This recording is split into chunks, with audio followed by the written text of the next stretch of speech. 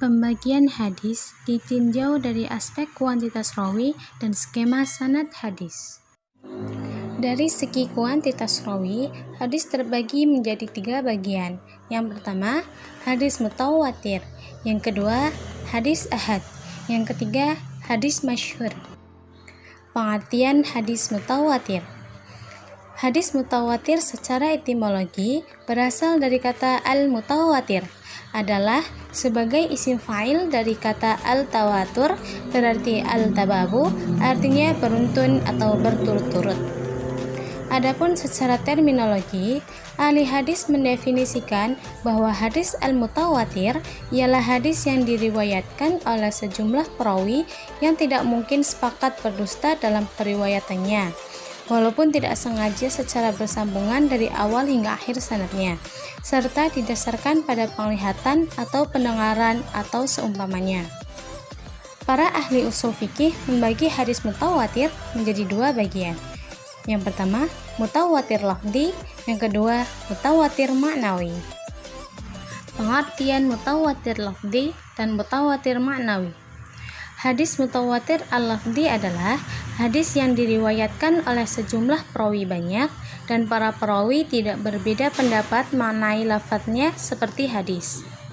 Adapun hadis mutawatir al-ma'nawi ialah hadis yang diriwayatkan dan berbagai sumber dengan lafadz berbeda, namun semua perawi sepakat menggunakan satu makna, sebagai contoh hadis mutawatir. Adapun hukum hadis al-mutawatir, baik yang lafzi maupun maknawi, merupakan hadis yang qat'iyul ats-tsubuut, memberi keyakinan yang sangat kuat tanpa diragukan kebenarannya dan mengharuskan kita untuk menerima dan mempedomaninya. Pengertian hadis ahad. Hadis ahad secara etimologi berasal dari kata al-ahad, adalah bentuk jamak dari ahad dengan makna al-wahid. Artinya, sesuatu yang diriwayatkan secara perorangan. Menurut istilah ilmu hadis ahad berarti hadis yang tidak memenuhi syarat mutawatir.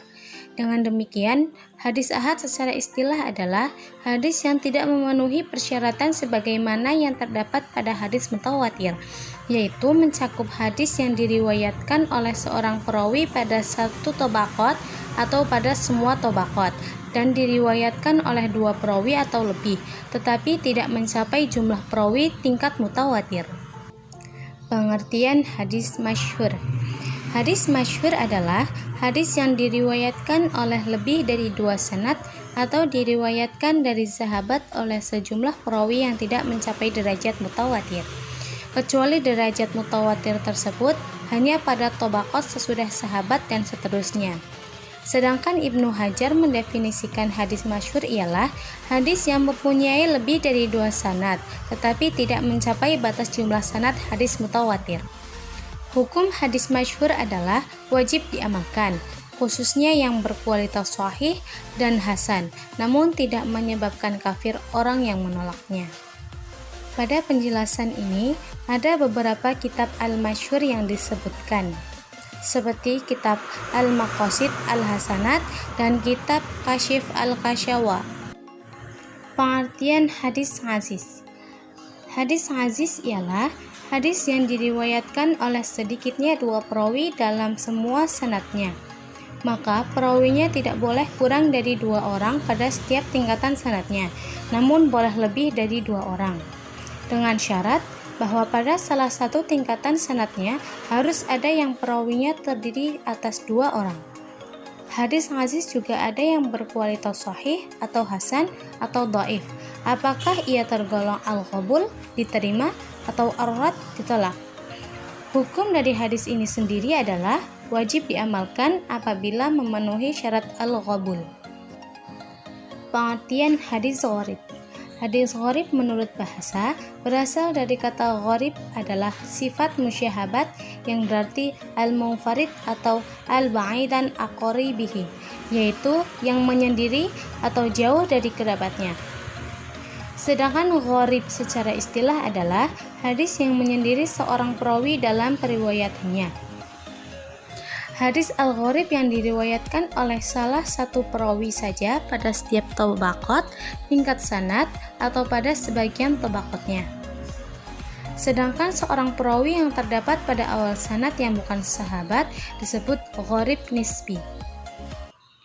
Gharib mutlak yaitu hadis yang menyendiri seorang perawi dalam periwayatannya pada asal sanad.